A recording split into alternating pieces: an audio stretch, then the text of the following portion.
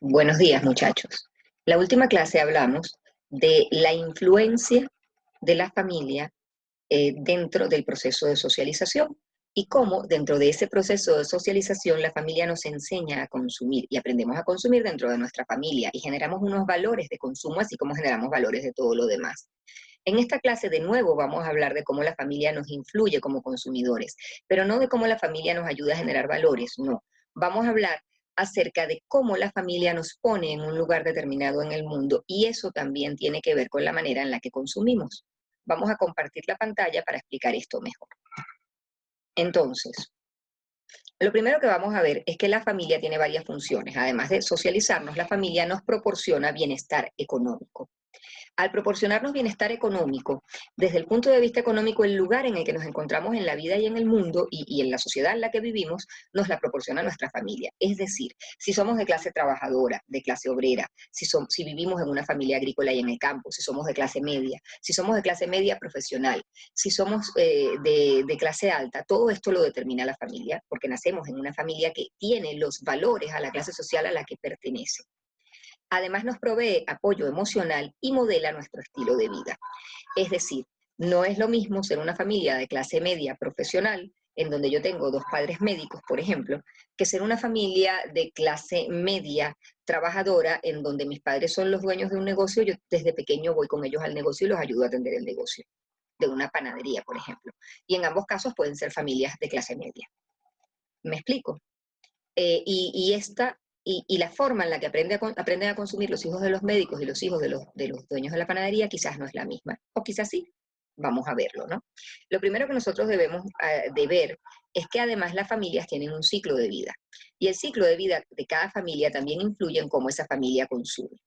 En cuanto al ciclo de vida, nosotros cuando nos dirigimos a una familia como consumidora debemos tomar en qué momento del ciclo de vida familiar se encuentra la familia. Y entonces le venderemos productos distintos a una familia que está en una etapa o en una fase del ciclo de vida familiar o a una familia que está en otra etapa o en otra fase del ciclo de vida familiar. Por ejemplo, en la fase 1, que es la soltería, yo tengo un adulto joven soltero que vive separado de sus padres. Es una familia unipersonal, como habíamos visto la vez pasada, ¿no? Pero luego hay una segunda fase, que son los cónyuges. Se llama cónyuges de luna de miel. Es una pareja casada sin hijos, generalmente joven. Esta pareja casada sin hijos tiene una serie de consumos, puede consumir muchísimo en viajes, en salidas nocturnas, por ejemplo, está probablemente comprando su primera vivienda, amoblando su primera vivienda, y tiene una serie de consumos distintos a las que tendrá la familia en fase 3, que es la familia en paternidad. La pareja casada que tiene al menos un hijo que vive en el hogar. Y cuando tienes hijos que viven en el hogar, tampoco es lo mismo los recién nacidos que los que son un poco más grandes. Pero ya cuando estás en la fase de paternidad, una familia con un hijo ya tiene, si tienen dos o tres, ya son mayores las responsabilidades. Una forma de consumir distinta a la familia de solteros. Quizás ya van a gastar menos en salidas nocturnas y van a comenzar a gastar en colegio, por ejemplo, ¿no? O en uniformes escolares. Luego está la fase de pospaternidad, que es la pareja casada mayor de edad que no tiene hijos que viven en el hogar, pero que ya los crió. Quizás si estos hijos están en la universidad, sigue manteniéndolos, ayudándolos económicamente, pero esos hijos ya no viven con ellos. Entonces ya la compra diaria familiar ya no cuenta con esos hijos. Y por último está la familia en disolución, en la que solo sobrevive uno de los cónyuges, bien por divorcio o bien por viudedad. Estas son las etapas dentro del ciclo de vida familiar y para cada una de esas etapas nos comunicamos de forma distinta y les ofrecemos productos diferentes. Luego vamos a ver lo que es una clase social, porque otra cosa que como ya les dije al principio de esta sesión es muy importante y nos proporciona la familia es que nos ubica en una clase social. Pero para eso debemos definir qué es una clase social. La clase social, aquí la tenemos una definición, es el lugar que ocupa un individuo en la sociedad al agruparse con otros según una serie de criterios socioeconómicos comunes. Fíjense que no hablamos de criterios económicos, sino socioeconómicos, porque la clase social no es únicamente cuánto gano yo, cuánto dinero tengo, es cómo vivo. Mi forma de vida la determina mi clase social. Por ejemplo, la ocupación, no únicamente los ingresos, que son una parte importante, sino también la educación, el acceso a la educación, la ocupación laboral, el poder político, el poder adquisitivo, las creencias, los valores y los hábitos de consumo, entre otros. Por ejemplo, dentro de las clases sociales inferiores, una persona puede, en este momento, sobre todo en Venezuela, tener los mismos ingresos que otra, porque en este momento Decía hace algunas semanas Luis Vicente León, y recientemente lo acaba de decir un periódico del diario El País que compartiré esta semana en clase con ustedes, un artículo del diario El País. En Venezuela se han acabado las clases sociales y únicamente están los que tienen dólares y los que no. Los que reciben dólares de fuera y los que no los reciben, y tienen formas de vida totalmente distintas. Entonces, hoy en día puede tener los mismos ingresos una señora humilde cuyos hijos se fueron a trabajar al exterior y le mandan dinero todos los meses que una señora de clase media que vive en un apartamento en Prados del Este. Y la señora puede vivir en Petare, por ejemplo. Pero a la hora de comprar, la señora de Prados del Este, teniendo los mismos ingresos e incluso menos, gastará muy distinto que la señora de Petare. Tendrán ideas diferentes de lo que es necesario comprar, porque tienen unos valores distintos. Y eso les genera unas necesidades de consumo diferentes. Esto se ve muy claramente en esto que vemos de que muchísimas veces, por ejemplo, en la clase media, esto lo veíamos antes, es un ejemplo que yo siempre ponía en clase hace 20 años, quizás hoy en día no es tan válido, en Venezuela, pero lo sería, por ejemplo, en otros países. En Venezuela siempre el acceso a la vivienda fue muy complicado. Entonces, en las clases bajas, la gente compraba esos mega televisores ultra pantalla gigante, que hoy en día no son tan caros, pero que en una época eran lo más caro del mundo, te costaba 2.000, 3.000 dólares un televisor. Hoy en día, bueno, ya en 600 y en 500 consigues televisores bien grandes, ¿no? Entonces, claro, ante el precio que tenía ese televisor, tú decías, pero esta gente lo tiene en un apartamento y se está comprando un televisor de este tamaño, decía mucha gente de clase media. Sí, pero es que ni tiene el apartamento ni lo va a tener, porque el acceso a la vivienda en Venezuela era, y creo que sigue siendo, muy complicado, porque la vivienda era carísima. Porque hoy en día los precios han bajado mucho, pero cualquier apartamento chimberrio en cualquier urbanización de Caracas no baja de 200.000 dólares. Los apartamentos de los Amanes costaban 500.000 dólares, 1.000.000 de dólares. Cualquier apartamentico en Altamira te costaba 1.000.000 de dólares chimbo, y uno bueno 2 y 3 millones de dólares. Y eran los precios normales. ¿Qué pasa? Que esta gente que vivía en un barrio sabía que no se iba a poder comprar el apartamento, entonces se compraban el mega televisor. Pero el hijo de clase alta que pensaba que se iba a poder comprar el apartamento, que el papá lo iba a ayudar, no se compraba el televisor porque tenía que ahorrar para pagar lo que le tocara pagar al apartamento, que iba a ser poquito, pero tenía que ahorrar. Entonces, eso implica que hay valores distintos y que la clase social no nada más te da a ti un ingreso, sino unos valores. Sin embargo, las clases sociales no son castas. Antes de que existieran clases sociales, en Europa existían las castas. Cuando tú nacías en una casta, tú morías en una casta. Las clases sociales no. Las clases sociales, su primera definición es que son evolutivas, que hay movilidad entre ellas, ¿verdad? En los últimos años ha aumentado la desigualdad, ha habido una involución y hay menos movilidad. Pero en la Venezuela, por ejemplo, de los años 70 había una gran movilidad. Muchísimas familias muy pobres vinieron del interior del país a Caracas, mandaron a sus hijos a la universidad, sus hijos se convirtieron en profesionales, salieron de los barrios, compraron apartamentos y son hoy en día clase media. Entonces y adquirieron valores de clase media, porque la gente salía del barrio y adquiría los valores de la clase media. Entonces, esa característica de la posibilidad de evolucionar de las clases sociales es una característica muy importante. Las clases sociales son jerárquicas, están unas por encima de otras, y en la medida que tú subes en la clase social, en la medida en la que tú subes en la clase social, tú tienes mayor capacidad de influir en la sociedad, tienes mayor poder político o económico, y eso te permite una mayor influencia. Al mismo tiempo, hay dentro de la clase social, aunque pensamos que esto lo inventó el marxismo, una conciencia de clase. Es decir, los obreros, aunque en Venezuela y en general esto ocurre en las sociedades democráticas, o ocurría antes, había unos valores de que todos querían parecerse a la clase media, tanto los de arriba como los de abajo, porque la clase media representaba los valores ideales de una sociedad trabajadora. Esto ha cambiado un poco también, ha cambiado bastante, porque hay, por ejemplo, hay valores de las clases obreras o de los oprimidos que se impusieron. Gustos musicales, el hip hop, el rap, que surgen como protesta en Estados Unidos, que además transculturiza y lleva su cultura al resto de los países, han hecho que muchos de nuestros jóvenes, por ejemplo, se vean súper identificados con esta gente que habla de pistolas, de tiros. Bueno, aquí lo de las pistolas y los tiros sí pegaba, claro, tenía mucho que ver y era lógico identificarse, pero ¿qué tiene que ver eso con un niño de clase media que de pronto está escuchando el mismo rap y el mismo hip hop y lo está cantando de la misma manera, sin que eso lo represente para nada, ¿no?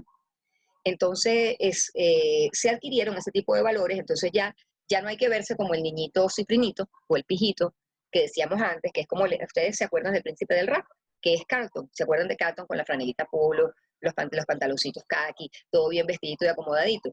En cambio, el que era cool, el que era chévere, el que era divertido, era Will Smith. que era el príncipe del rap. Entonces, justamente, los príncipes del rap, los que lucen así, son ahora los que están de moda, los que son cool, los que lucen mejor, los que son así como más guay, ¿no? Incluso se ponen de moda las Kardashian, que traen, las Kardashian no se visten como se puede vestir la clase alta europea. Para la clase alta europea ellas son muy ordinarias, pero esa ordinarias entre comillas, pues a ustedes les parece cool, les parece que es una forma de vestirse bella, les parece que lucen bellísimas, espectaculares, aunque de pronto a otro no le pueda parecer elegante.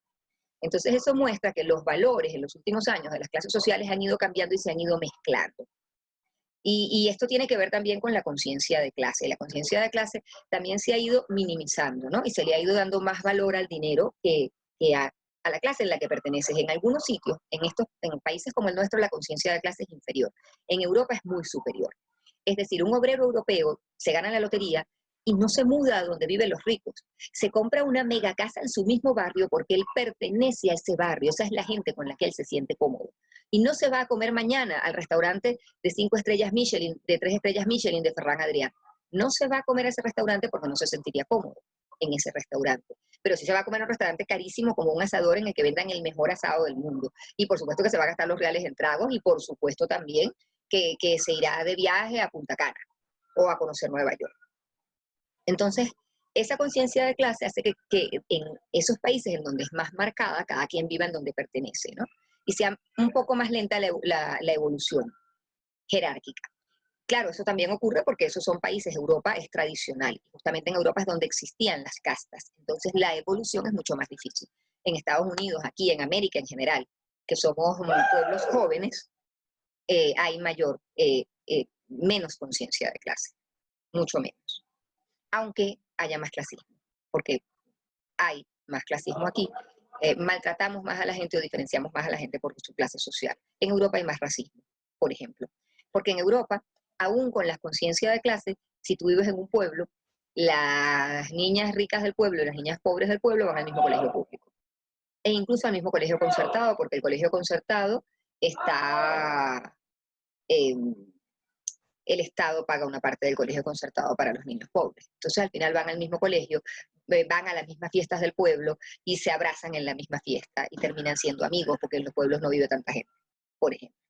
En Madrid quizás hay más diferencias y es más difícil el roce entre clases, pero incluso en Madrid van a los mismos sitios, van a las mismas discotecas pobres y ricos.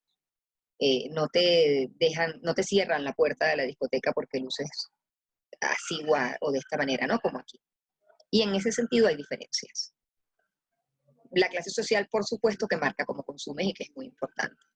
Y los valores de la clase social. Luego, las clases sociales en Venezuela, bueno, yo les decía, en Venezuela, lo que les voy a decir ahora es la teoría. La teoría es que hay una clase A y B, que es la clase alta o casi alta, son los grandes empresarios y los altos ejecutivos. La clase A son los millonarios, la clase A nada más entra por apellido. Son los millonarios de toda la vida, son los amos del valle y sus descendientes. Los descendientes de Bolívar, los descendientes de Urdaneta, son poquitos, todos están en el country club, de vez en cuando aceptan a alguien nuevo y todos saben quiénes son y son poquitos en este país. Y la clase B son los millonarios. Cisneros, por ejemplo, no es clase A, sino clase B. Ahora ya también es clase A porque al casarse con la Phelps, con una Phelps, que es clase A, se convirtió en clase A, pero llegó por matrimonio, ¿no? Pero aún con todos los millones del mundo, si no se casaba con la Phelps, era clase B. A la clase A se entra por apellido. Eso es el jet set. Luego están los millonarios, que son las clases A y B. La clase B son los millonarios medio millonarios. El que tiene una avioneta o un yate suele ser clase B. Ya con avioneta o yate entraste en clase B, eres millonario, tienes un nivel de vida en donde ya no dependes de tus ingresos, tienes un patrimonio tal que dejas de ingresar para toda la vida y podrás seguir viviendo. En Venezuela representan entre el 2,5 y el 3% de la población. La clase media o C, que se había dividido en C alta, C media y C baja, cubren todos sus gastos, suelen tener una vivienda propia, pero no con gran holgura.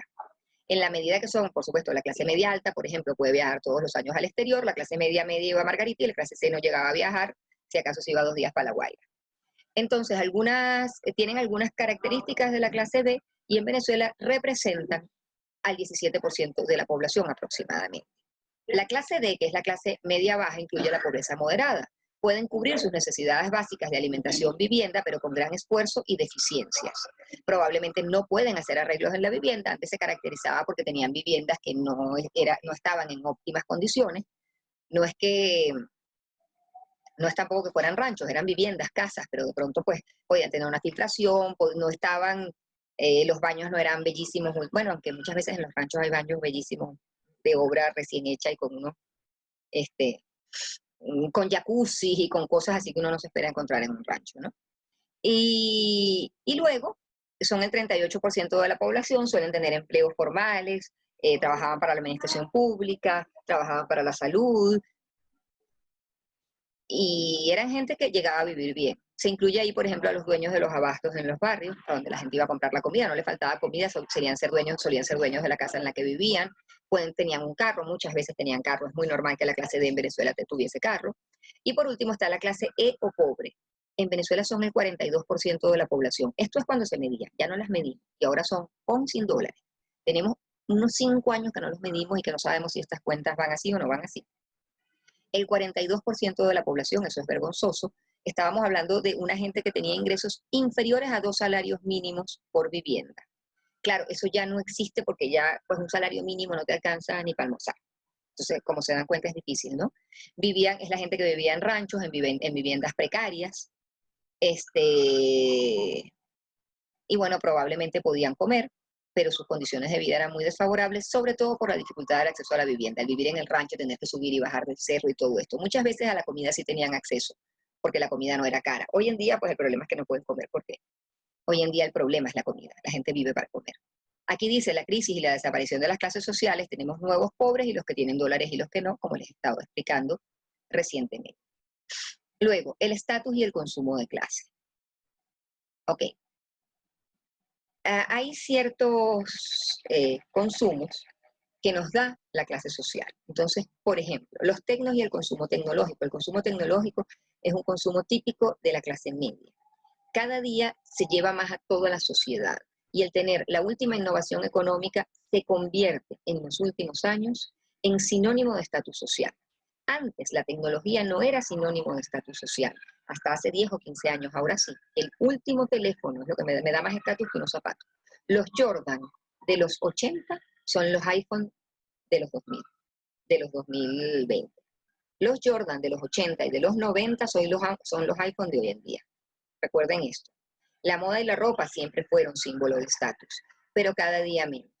Porque bueno, cada día menos no es cierto. Lo que pasa es que ha cambiado el estilo de la ropa. Ahora la ropa estilo malandro la quiere todo el mundo. La ropa sigue siendo símbolo de estatus y yo estaba hablando con algún pequeño prejuicio que tengo, porque como todos los seres humanos tengo prejuicios. La recreación también es símbolo de estatus. Poder irte de vacaciones. Solo el que realmente tiene holgura económica puede irse todos los años de vacaciones fuera del país. Y eso está claro. Y por último, el último símbolo de estatus es el ahorro y los instrumentos financieros. Solo pueden ahorrar y tener depósitos a plazo fijo y tarjeta de crédito los que realmente superan la clase media. De la clase media hacia abajo, la gente no tiene tarjetas financieras, no tiene la capacidad de ahorro, no tiene instrumentos financieros, no tiene un seguro en dólares que le permita saber que tiene la salud asegurada, por ejemplo, ¿no? Entonces, estos son productos de estatus y tenemos que saber cuando los vendemos que son productos de estatus y que tienen un significado, que ubican a la gente en una clase social y que además los vendemos como símbolo de estatus. Si tú quieres llegar a esto, puedes acceder aquí. Y entonces mucha gente los compra y los consume de esa manera. Luego, las sociedades emergentes, las nuevas clases medias. ¿Quiénes son? Pues no las tenemos en el mundo occidental. Las nuevas clases medias se están formando en Rusia, donde no son nuevas clases medias, sino nuevas clases altísimas. En China, en donde surge una pequeña clase media y una pequeña clase rica. Pero ¿qué pasa? Que esos pocos ricos chinos de pronto tienen la misma cantidad de habitantes que tiene un país completo como Italia. Entonces, bueno, si todos los ricos millonarios son del tamaño de Italia, ¿para qué yo pierdo el tiempo buscando al 2% de los ricos europeos si soy Louis Vuitton? Me voy directamente a China y les vendo a ellos. Ellos solos me representan a toda Europa. Murió y son más fáciles de llegar a ellos, ¿no? En el mundo, estas nuevas clases medias representan un grupo de compradores muy importantes. Esta semana además tenemos una lectura, es la lectura para la próxima semana, es una lectura muy interesante, es una lectura en castellano y que está en el mercado venezolano, que escribe una chica que está haciendo una maestría en el IESA junto con una otra muchacha que también está haciendo una investigación en una universidad colombiana y habla del mercado de innovación y un mapa de utilidad para las mayorías. Lo que nos dice esta lectura, o de lo que nos habla esta lectura, es acerca de cómo nosotros podemos no despreciar a esas clases pobres que representan el 42% de la población en Venezuela, y hoy en día quizás más, si somos una empresa, y cómo podemos hacer productos para que ellos puedan consumir, según su capacidad de consumo, según sus formas de ingreso. Y de alguna manera eso es lo que nos dice este estudio de mercado. Me interesa mucho que los lean, es más práctico y menos teórico de lo que hemos leído hasta ahora, aunque tiene una aportación teórica importante, y es la lectura que nos corresponde esta semana. Ahora vamos a ver para qué utilizamos a la hora de hacer publicidad todo esto que hemos visto hasta ahora. Bueno, en primer lugar, algo muy conocido es la publicidad aspiracional. Es esta publicidad de estatus, ¿no? Que te trata de decir, si usted consume mi producto, usted va a subir en la clase social, usted va a tener un nivel superior. Y vamos a ver un ejemplo, aquí tenemos un ejemplo. Me acuerdo que no corrían no corrían los comerciales, muchachos, ¿se acuerdan? Ustedes tienen que ir a verlos a YouTube directamente. Entonces, bueno, yo lo voy a ver, voy a quitar el volumen mientras lo veo para que, lo voy a ver para darles a ustedes el tiempo a verlo. Voy a poner pausa y retomo para que sigamos. Voy a poner pausa, veo el comercial, ustedes ponen pausa también y retomo y lo conversamos. Dime.